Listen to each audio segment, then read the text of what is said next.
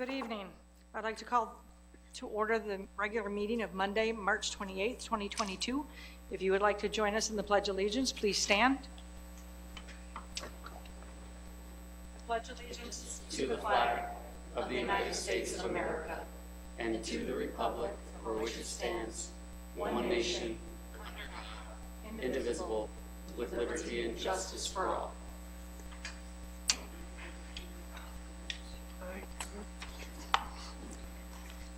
The clerk will take the roll, please. Councilmember Ashford. Councilmember Lamb. Here. Councilmember Mosherak. Here. Councilmember Pemberton. Here. Councilmember Ruiz. Mayor Pro Tem Archibald. Here. You have before you the minutes of the special meeting of February 28th and the regular meeting of March 14th. Do I have a motion to receive and file? So moved. Support. Councilmember Mosherak and Councilmember Pemberton. The clerk will take the vote. It's just as submitted. Pardon me? All those in favor. Oh, sorry, all those in favor? Yep. I'm just going to have you do it. All those in favor, say aye. Aye. Aye. Any opposed? Motion carries. Now is the time for public comment. If there's anyone in the audience wishing to address the council regarding anything on tonight's agenda or anything within our jurisdiction, now is the time to do so. Please come to the podium, state your name and address for the record, and you will have 4 minutes. Good evening. My name is Roger Fleury, Jr. My address is 1423 19th Street, Port Huron, Michigan. There seems to be some confusion about what constitutes a publicly accessible area and where filming is allowed in public, particularly concerning the Port Huron Police Department and its agents. The entrance to the municipal building parking lot here doesn't have any signs that say restricted access, authorized personnel only. It doesn't say anything that says I can't be there.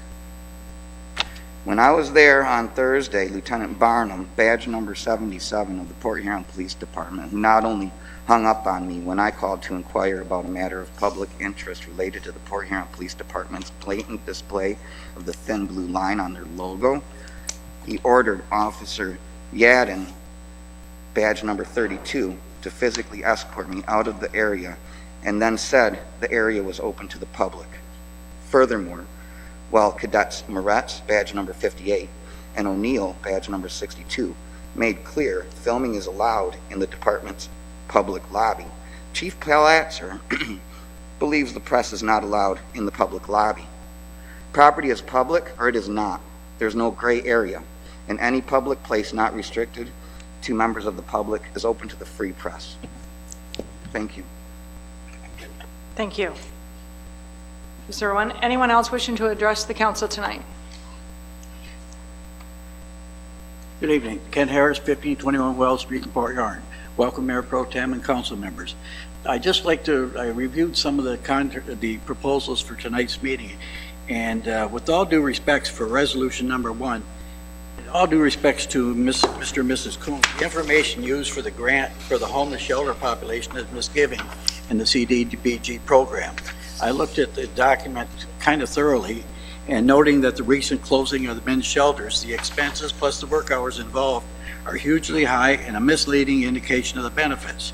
The part of the application for central CDBG funds is at least misleading in your claim of being beneficial to the public. Well, I guess what I'm really trying to say is the Coons with their operation out there have shown that how, if you're trying to fight what's going on with the homeless and stuff, it isn't always silver lined. And it appears that in this application for CDBG grants, we've kind of pictured something that's okay.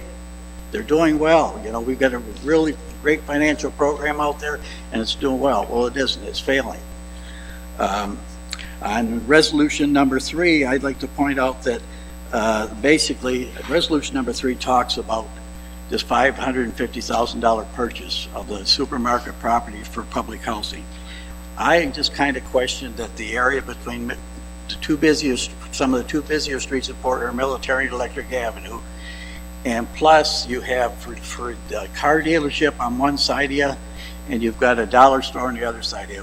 What are we trying to sell there? I think that if we investigated, I think that maybe a proper place for something that would sell would be on the edges of property. I think the facility design by somebody in the administration is well done, but I just think it's in the wrong place. Another issue that I looked up that it was on the public record in the Port Huron Times-Herald recently, it basically said a large portion of our CDBG funds is going to go for sidewalk repair. Well, the Community Development Program Administrator has shared publicly that she sees a wider application for these funds. The Planning Commission basically has said, no, we want to concentrate the effort for repairing sidewalks. So we want to limit it to an area of Military Street, Griswold, 10th, and Water Street. And then the city manager adds to that in the local newspaper. He said, well, he even wants to narrow it down to 6th Street, Wall, and an area in that area. So basically, if we adopt that type of thing, we're telling 95% of the city of Port Huron, you're not going to get your sidewalks repaired. And I guess that's not what we're supposed to be here for. Finally, I'd like to conclude with the resolution number 7. You know, I look back at the proposed budget for this year, and we have a beverage manager for McMorran. And while I really think Casey's will make a great addition to the program there, I kind of question the cost. Right now, my understanding, looking at the last one there, the cost for the manager for the beverage was $53,000 a year, and I know you pay the help throughout the years. But this contract that you're going to discuss tonight is $186,420. So I think you have to be really careful on what you do. And the other thing that's kind of complicated, this is effective on March 28th. I don't see anything in McMorran that's ready for a restaurant, bar, and beverage service on March 28th. Thank you. Thank you.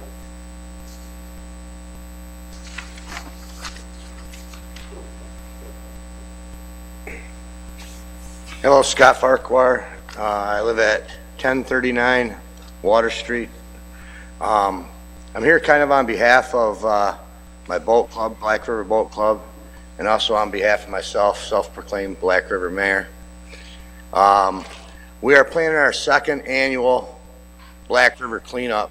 Last year, with just coming out of COVID was still happening.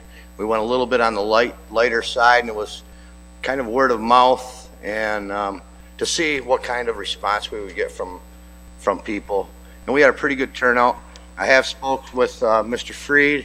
I've also spoke with the township for use of bringing up logs and larger items at what I call the 13th Street Marina, 12th Street, Water Street, whatever you call it, the boat launch there, and out at Baker's Field. The township's going to take care of that. And then the city employees, the township they have a shift on that Saturday, so they're going to have a crew out there taking it right then, where understand it's not feasible to pay somebody overtime to be there for that, but they're going to take care of any debris that we bring up. We're going to open it this year up to the public. We also want to go after trash. Last year we did basically from 10th Street to the canal. Obviously, a lot of the boaters in our boat club use the canal. We also clean out the canal area. Basically up to about Bogies, the golf club in there is where we concentrate, but we're not saying you can't bring something from Wadham's Road. It's just to clean up Black River. When I was younger, very young, when my father was alive, this was an annual event, and we started organizing it about 3 years ago, and it finally came to effect last year. And like I said, this year we're going to add it up. I'll probably come to another meeting and bring it up again, because I would love to get support from wherever I can get it. You know, I'm not good at begging for help, but we want to make it nice. And I mean, if you look along the river, especially all of our bridges, there's so much garbage there, and it's just, the water brings us a lot of money. And if anybody knows me, I love the water. So thank you very much. Thank you. Mayor Pro Tem, did he say what the date of the cleanup is going to be? I'm sorry, it's going to be May 21st. Thanks. Thank you. Is there anyone else wishing to address the city council? Good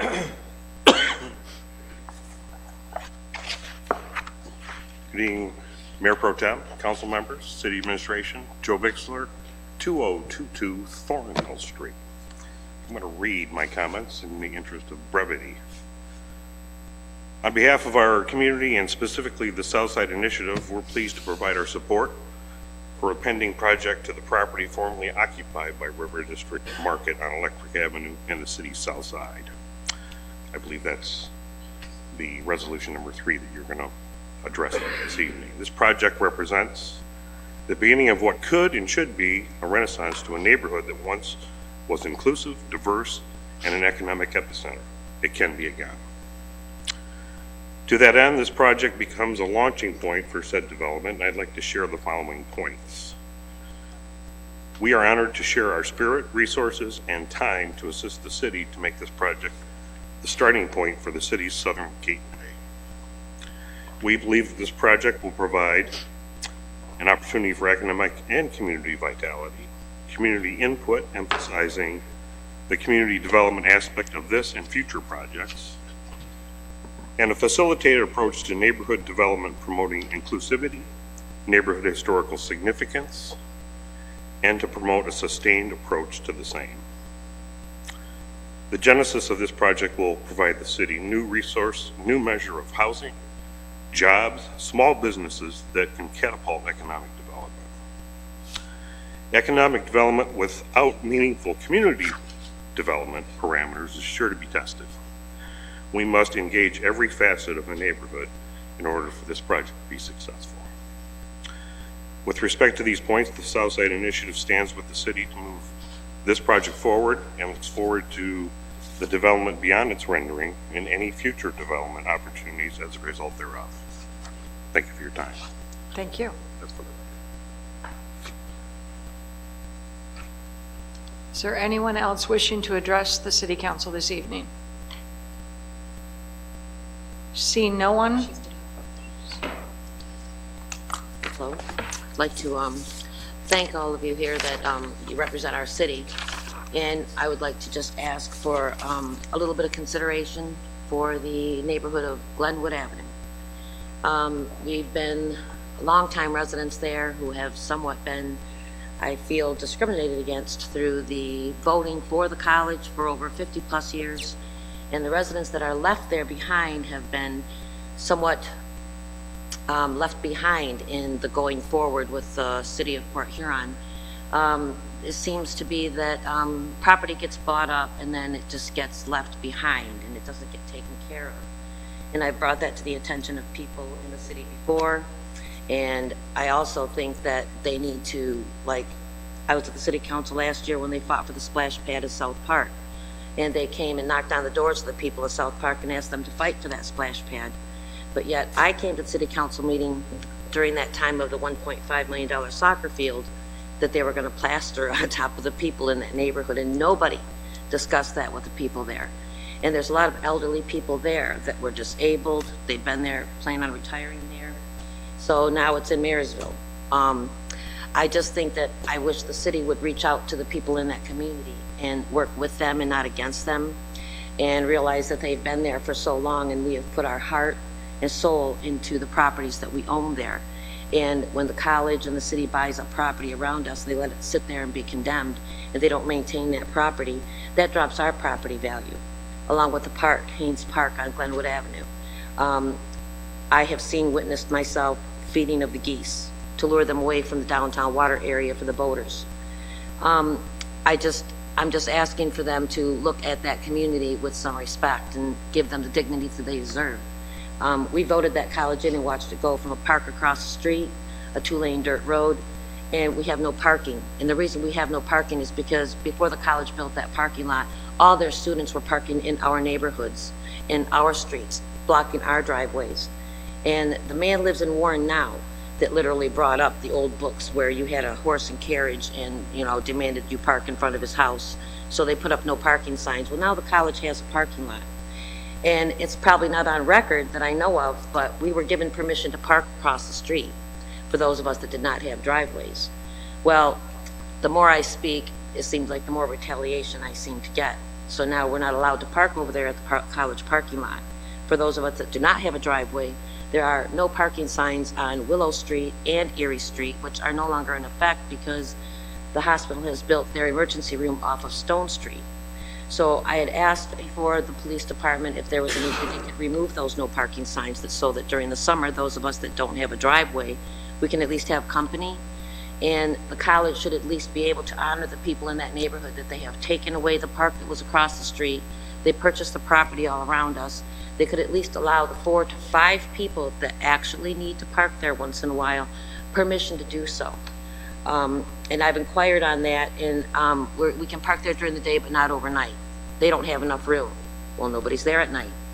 I don't understand the uncooperation that I get from a community college that seems to work against the people in that specific community. Nobody knocked on our doors and asked us what we want or what we would like, and I get answers that they don't know the master plan. I'm just asking for some consideration.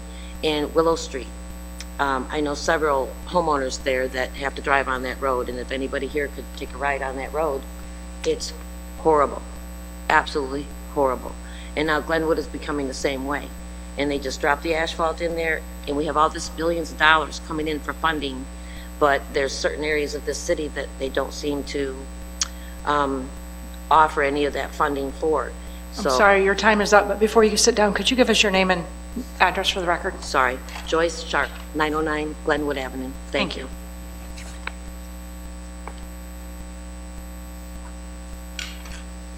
Is there anyone else wishing to address the City Council this evening? Seeing no one, I declare public comment period closed. We will move on to the consent agenda. Do I have a motion? So moved. Support. Thank you both. Councilmember Pemberton and Councilmember Mosrak. The clerk will take the vote, please. Councilmember Lamb? Yes. Councilmember Mosrak? Yes. Councilmember Pemberton? Yes. Councilmember Ruiz? Yes. Mayor Pro Tem Archibald? Yes. Under the consent agenda, the first item, receive and file a copy of the completed 2022 assessment roll.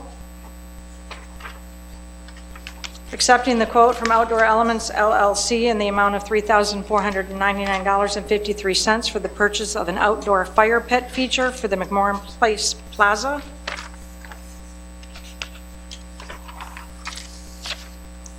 Confirming and approving a single lot special assessment for the cost of hazardous materials response and cleanup of a structure at 1125 12th Avenue. Recommendation that the application of Desmond Depot Brewhouse LP for a new on-premises tasting room permit to be located at 210 Court Street be approved by the Michigan Liquor Control Commission. Approving the appointment of Jasmine Skaggs to the Beautification Commission to fill a vacancy with a term to expire January 30th, 2025. And authorizing an additional payment to Stainless Cable Solutions in the amount of $15,005.15 to complete the purchase of the perimeter fencing around the Beer Garden, Main Plaza, and North Stage at the McMorran Place Plaza. We will now move to from the city manager. If there are no objections, we can take the first 4 altogether since they're all pertaining to the same thing. And the clerk will read them, please. Accepting the unit price bid from Chemtrade Chemicals US LLC in the amount of $512 per dry ton for an estimated 402 dry tons of aluminum sulfate for use at the wastewater treatment plant and the water filtration plant. Accepting the unit price bid from JCI Jones Chemicals Incorporated in the amount of $1.54 per gallon for an estimated 173,600 gallons of sodium hychlorite for use at the wastewater treatment plant and the water filtration plant. Accepting the unit price bid from JCI Jones Chemicals Incorporated in the amount of 0.1069 cents per wet pound for an estimated 593,000 wet pounds of sodium hydroxide for use at the wastewater treatment plant, and accepting the unit price bid from Carmuse Lime Incorporated in the amount of $291.97 per dry ton for an estimated 540 dry tons of hydrated lime for use at the wastewater treatment plant. Do I have a motion? So moved. Councilmember Lamb, Support. Councilmember Mosrak. Any discussion? Madam Mayor and Council, you will notice extraordinary cost inflation year over year. Extraordinary. That can't just be tied back to one event, both global affairs, trucking cost, materials as a whole sometimes come from around the world. So unfortunately, we do not have a choice. We will use this efficiently. As you can see, some of the quantities will reduce our amount year over year, try to be more efficient with the application of the materials. But there's really nothing you can do. You got to treat the water. Any questions? The clerk will take a vote, please. Councilmember Mosrak, Yes. Councilmember Pemberton, Yes. Councilmember Ruiz, Yes. Councilmember Lamb, Yes. Mayor Pro Tem Archibald. Yes. From the city manager, number 5, please. Accepting the quote from Valley City Sign in the amount of $10,425 for the design and development of wayfinding signs along thoroughfares throughout the city of Port Huron. Do I have a motion? So moved. Councilmember Pemberton, support. Support. Councilmember Lamb. Any discussion? Madam Mayor and Council, this is the same wayfinding experts that we're doing the downtown with already. We've engaged with them for the last several months. We're getting ready to a final design for all the downtown wayfinding sign. They will now move this beyond our borders of just downtown through all the main thoroughfares, getting off the interstate, coming into town. So if you've never been to Port Huron, you'll know where the downtown is. If you've never been to Port Huron, you'll know where the convention center is. You'll know where the police department is. We have wayfinding signs now. An excellent wayfinding program was done before my tenure here, but those signs are actually starting to show their wear and tear. They're more than 10 years old. And so it'll refresh some of those signs and then begin building on the infrastructure that's already there. We really want to make our town very navigable for people who've never been here, to find our assets and to really make it easier to find their way around town. Thank you. This will, so you'll do the design and hopefully this fall we'll bring you a construction contract. I think we can get this done this year and get them in the ground this year. We hopefully will have the downtown signs under construction and installed before summer. So I think we can get this done this fall. The clerk will take the vote, please. Councilmember Pemberton, Yes. Councilmember Ruiz, Yes. Councilmember Lamb, Yes. Councilmember Mosrak, Yes. Mayor Pro Tem Archibald. Yes. We will move to resolutions. The clerk will read resolution number 1, please. Authorizing and approving the submission of the annual action plan for program year 2022 to the U.S. Department of Housing and Urban Development for the review and approval. Do I have a motion? So moved. Support. Councilmember Lamb, supported by Councilmember Pemberton. Any discussion? Madam Mayor and Council, as you know, these plans are developed months and months in advance before public hearings. Current events happen, things change, like the change in status at B-Warm. We have clawed back any CDBG dollars given to them so far, and that will prevent us from funding in the future until that situation evolves itself.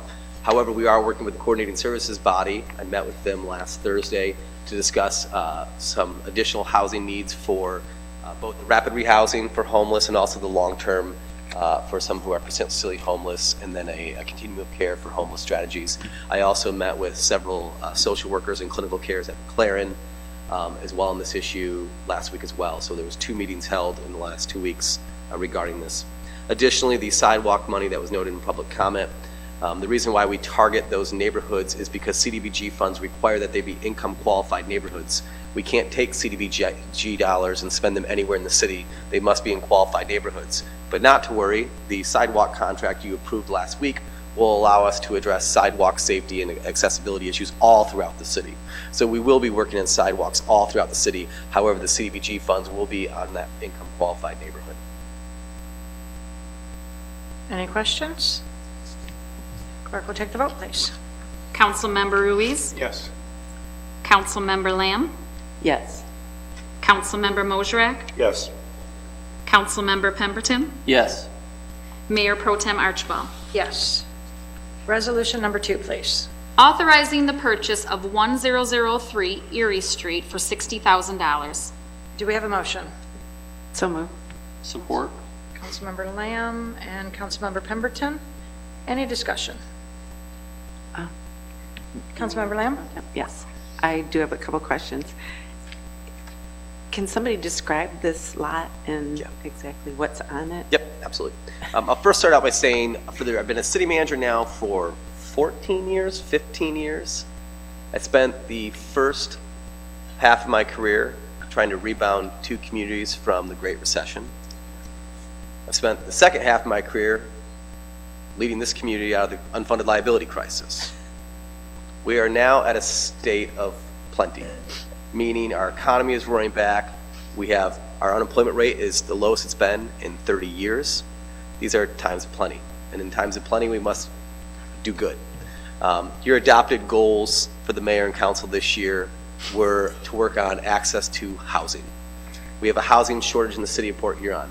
When you have a housing shortage within your city, prices skyrocket, and we're seeing that right now.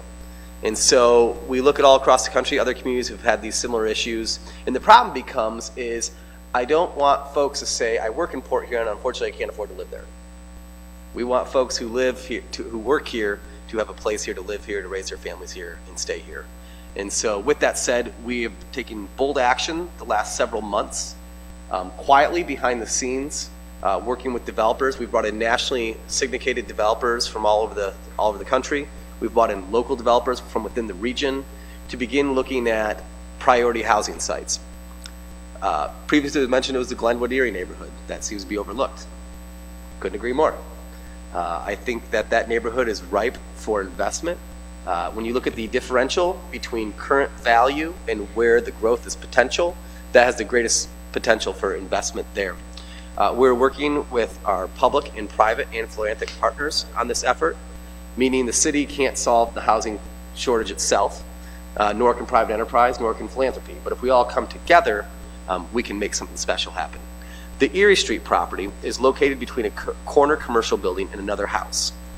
To the north of that home on the Lincoln and Erie cross section is a large vacant piece of property which is currently owned by a nonprofit who is at the table to help make a housing development happen there.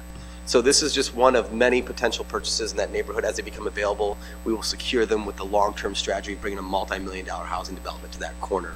The reason why it's essential for that corner is because you have one of our largest employers to the north and one of our greatest job trainers, the community college, to the south, and it's within walkability to downtown.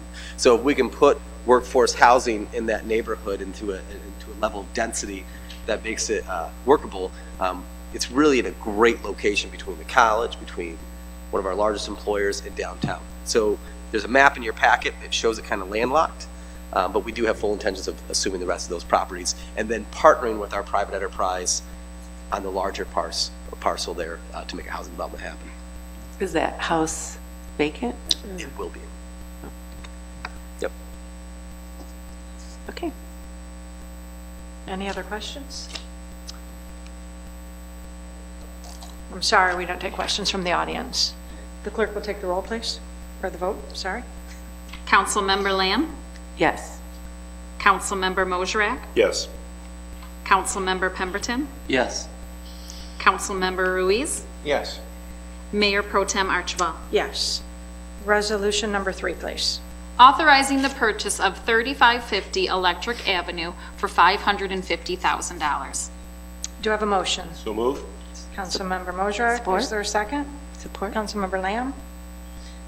Any discussion? We're serious about the Connor Street corridor. We're serious. When the River District grocery store burned down in 2013, it left a gaping economic hole in that neighborhood that has not been filled. The local entrepreneurs and residents there have done extraordinary work in maintaining that neighborhood. It's one of the most well-organized neighborhoods in the city. You can see by the beautiful flowers in Lincoln Park and by how well-maintained the homes are, and they volunteer to help clean up that park. It's an incredible area. Our entrepreneurs have really invested in restaurants and businesses down there, and now you see a new potential waterfront restaurant going. Connell Street's a beautiful area, especially this site. You have water views to the east. You have walkability within one park to one of our keynote chartered parks, Lincoln Park, beautiful park there. Walkability to restaurants and shopping. We're going to induce the economic change we want to see. Meaning if we want to see a grocery store in South Park, we need to create the market for it. There was no market for a grocery store in downtown Port Huron 5 years ago. Today we have the first urban grocery store in more than 50 years of operating in our downtown. The key is I believe that we can address workforce housing and the housing shortage while at the same time being strategic to create economic growth. That's what this purchase is all about. The reason why it's important that the city use American Rescue Plan funds to obtain this property is because, and I'm shocked it hasn't made out, that we've taken charter bus full of developers and walked the site, and when we bring developers, nationally syndicated developers for workforce housing, they look at that site and they think it's beautiful. Walkability to jobs, on public transit routes, within walkability to shopping and restaurants, we get within walkability to gorgeous parks and neighborhoods. We believe that we can fit between 75 and 100 units on that site. That creates a whole new population to support those businesses, to be within the walkability and access to jobs. The number one issue we have in our industrial park is the lack of workers for the jobs that are there. Same thing in Marysville, just down the road from this site. They have jobs available as well. So we believe that we can really be strategic about this. Now, the reason why we need to take possession of this site is we have now locked under a purchase agreement. So the cat's out of the bag, meaning once you've locked under a purchase agreement and we unveil that we have secured it for a price, we have now taken out a variable in the strategy of development. So in the variable, when you meet with the developer, there's X, who owns the property, Y, how much is the property, and then equally, what can we do with it? And so we need to eliminate variables. So when we bring developers in, we can say, we control the site, we control the price, let's negotiate to bring the highest and best use to this site, which is what we intend to do. When we have this site under control, we can go in, we'll begin so the purchase agreement allows for a 30 days due diligence. We have already ordered a phase 1, so a phase 1 environmental will be done on it. We've already done a cursory review. Doesn't appear to be any glowing issues there. We'll be able to do the environmental assessment, have the site a fixed cost, we begin marketing to developers. Here's the site, here's the variables that are addressed, what can we do with it? And so we have multiple developers looking at it. We have one well down the due diligence path right now. To make this a community for everyone, meaning a loft is nice, but not everyone can afford a $1,500 loft. The rental rates are now approaching $1,000 for a 2-bedroom apartment in the city. Not everyone can afford that. This will be a mixed income development, meaning about half will be workforce housing. To do that, we have to file federal housing credits. The developer does. So what the developer will do is they'll put together a proposed package, a proposed development, and they'll apply for federal tax credits. And those federal tax credit application periods is this fall. So our goal is to put together a multi-million-dollar development project with the developer to apply for these tax credits in the fall. We'll hopefully have an answer within 90 to 120 days. If approved, they will market those tax credits to the financial markets in the spring with a late 23-24 construction period. That's the good horizon. This is the same strategy we are going to take on the Lincoln and Erie site by working with our private sector, philanthropy, and the city. All on the same page, all with the same strategy. So if you look at the adopted goals that you all have adopted in January, they align with the private sector at Blue Meets Green and philanthropy. So if you go to the Community Foundation's goals, workforce housing is a goal. So for those who are grand conspiracy theories, you are correct. There is a grand conspiracy in play in our community between the private sector, the public sector, and philanthropy to address the housing shortage. This is all intentional. And so this is a key part of this site. Now, it'll be a year or so before any development were to break ground, but there's no reason why we can't hold a farmer's market this summer out there. There's no reason why we can't hold a craft show out there. There's no reason why we cannot take this vacant site right now and turn it into an economic driver for that neighborhood. That's the benefit of the city taking it. We have the ability to turn it into an economic driver this season. And so yes, our goal is a long-term housing development. We are very confident that's going to happen. But in the near term, Let's sit down with the South Side Initiative. Let's sit down with the neighborhood and say, what would you like to see here this summer? Maybe we can have a festival there. Maybe we can have an event there. Downtown Port Huron's great, but this used to be the downtown Port Huron. There's a lot of economic impact and potential here. So that's our goal. That's the strategy behind it. Make no bones about it. There's a grand conspiracy to work with everyone in town to make this happen. But we really want this to be a community where people say, I work in Port Huron, I live in Port Huron, I can afford to raise my family here. There's a place here for everyone. There's the pitch. Any questions for James? Mayor Pro Tem. Councilmember Moserak. I just wanted to make a quick comment on how excited I am about this, James, and how much I support it. You and I, when I first joined council, I went to you and you already had the wheels rolling on this, but told you how important it was to me and the people that I know at this end of town and how passionate they are about their neighborhoods and everything. So I fully support this. I think it's a great idea. So thank you so much. Anyone else? I think I can second that. We've all talked about improving our neighborhoods and investing in our neighborhoods. I know I have for the 13 years I've been here, and so it's nice to finally have an opportunity and the funds to do something to help be that economic driver. So thank you. One last thing, I talked to Mayor Rep. She's in full support of this. I talked to Council Member Ashford. She sent me and said if she was here tonight, she'd vote resoundingly yes as well. I think both of them shared their sentiments that the amount of skin in the game the residents in the South Side have had, they never disengaged, right? So when the recession happened, when their grocery store burned down, they never disengaged. They stayed at the table, and it's time that we buttress those efforts. So this is intentionally sending a bold statement to those residents that the city recognizes what you're doing there. I told the newspaper words are not enough. We talk about how important the South Side is. Well, when we get our checkbooks out and start acquiring land and start actually being stakeholders again in that neighborhood, then it shows that we're serious about this. And so the goal is very simple. I don't want to do a simple economic development project. I want to change the economic landscape in that area. This is a generational opportunity to forever pivot the direction of that area. And that's what we're going to do. And we're going to be very bold about it and unapologetic. The clerk will take the vote, please. Councilmember Moserak. Yes. Councilmember Pemberton. Yes. Councilmember Ruiz. Yes. Councilmember Lamb. Yes. Mayor Pro Tem Archibald. Yes. Resolution number 4, please. Authorizing the purchase of 2910 32nd Street for $60,000. Do I have a motion? So moved. Councilmember Lamb, is there a second? Support. Councilmember Pemberton. Any discussion? Madam Mayor and Council, this is out of a different pocket. This is same pants, different pocket.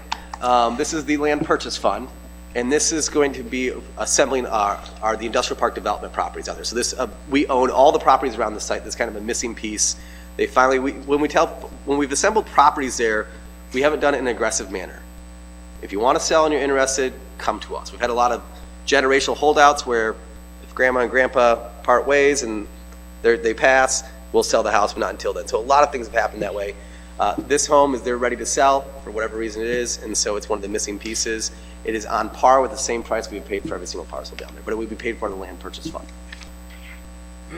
Any discussion or questions for James? We'll take the vote. Councilmember Pemberton. Yes. Councilmember Ruiz. Yes. Councilmember Lamb. Yes. Councilmember Moserak. Yes. Mayor Pro Tem Archibald. Yes. Resolution number 5. Authorizing the Director of Public Works to commit and purchase salt through the State of Michigan My Deal Extended Purchasing Program for the 2022-23 season. Do I have a motion? So moved. Councilmember Pemberton and Councilmember Moserak. Any discussion? Nothing says spring like our annual purchase of a few hundred tons of salt. Hopefully, we don't need to use any of it the rest of this year. I'd take that bet. No discussion? We'll take the vote, please. Councilmember Ruiz. Yes. Councilmember Lamb. Yes. Councilmember Moserak. Yes. Councilmember Pemberton. Yes. Mayor Pro Tem Archibald. Yes. Resolution number 6. Authorizing up to $75,000 for the reconstruction of the east wall in the McMorran Memorial Room to provide access to the McMorran Place Plaza and Beer Garden. Do I have a motion? So moved. Councilmember Lamb, supported by Councilmember Pemberton. Discussion? Madam Mayor, Pro Tem, and Council, if you can visualize the Memorial Room, the new $1.3 million plaza is to the east. There's no real direct access. The bar and concessions will be from that facility. And so we have no intention of spending $75,000. But because we didn't know how much it was going to cost, we just put a placeholder in there. They did some pilot holes already. They'll have to knock out a hole in that wall. They're going to put in some nice sliding glass doors and some windows to really, so when you're sitting there in the Memorial Room, the outdoor space, the splash pad, the stage, the 2 stages, all of that will be readily accessible so that we can begin serving concessions and beverages within the social district as well. We hope to have this completed in the next, before May. And this was approved by the McMorran Commission. Any questions or discussion? We'll take the vote. Councilmember Lamb? Yes. Councilmember Mosrak? Yes. Councilmember Pemberton? Yes. Councilmember Ruiz? Yes. Mayor Pro Tem Archibald. Yes. Resolution number 7. Approving the agreement with Harris Restaurants Incorporated for food and beverage service operations at the McMorran Place Beer Garden. Do we have a motion? So move. Support? Mosrak and Councilmember Pemberton. Discussion? Madam Mayor, Pro Tem, and Council, next week there will be a press conference. So we're all on the secret here. Press conference next week. This is off the record, Jackie. We're going to announce literally over 100 and some shows programmed from McMorran Plaza. So there will be live music there 3 to 4 days a week, in addition to the 6 days a week of YMCA programming. So you're going to have health and wellness programming throughout the day, and after you've done all that working out at the YMCA programs, you can stay, get yourself some food and some beverages at the new beer garden.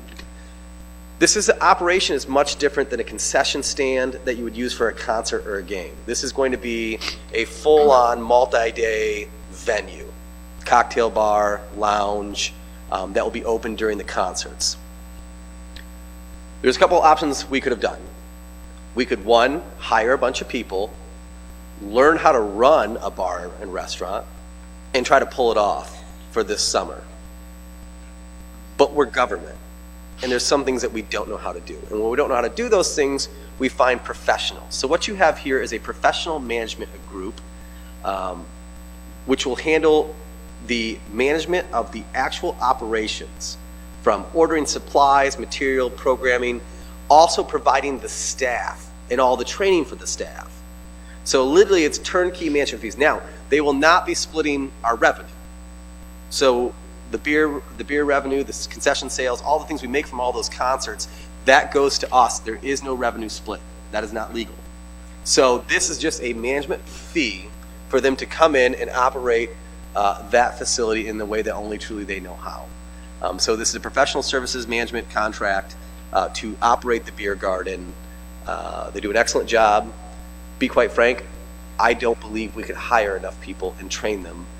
We have a worker shortage, so they'll be able to program their staff from their current facility into the beer garden. So if you like Bob's famous cocktails, you can now have those cocktails at the beer garden. So I'll have a separate brand, and it will be announced with the music schedule next week. Because as you all know, we know Jackie will not blow the lid on this important story. Any questions? Now, this is anticipating, we have revenue projections so we're pretty good at projecting revenue on this kind of stuff.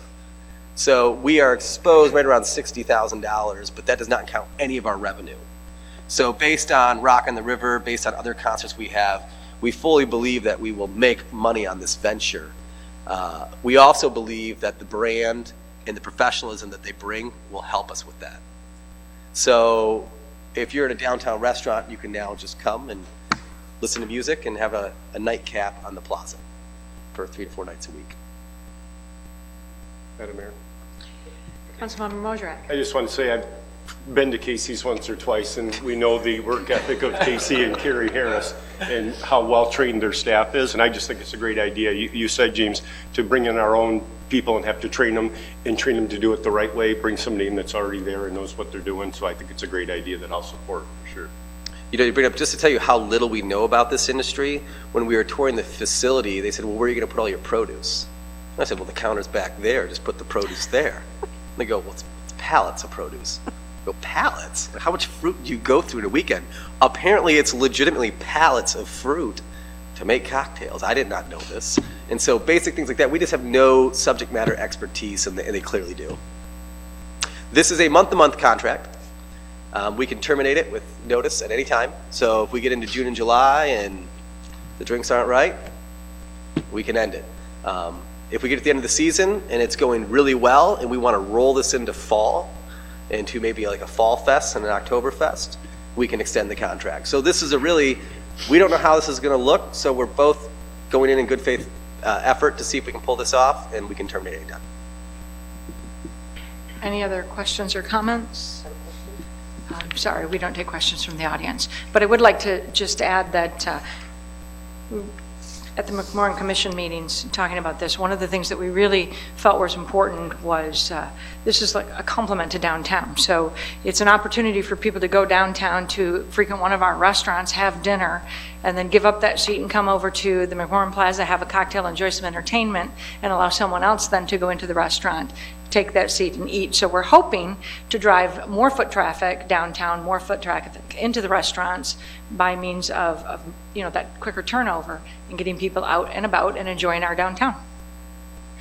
One thing is noteworthy is we've sold more than 15,000 social district cups. On Blue Water Fest week alone, there was 8,000.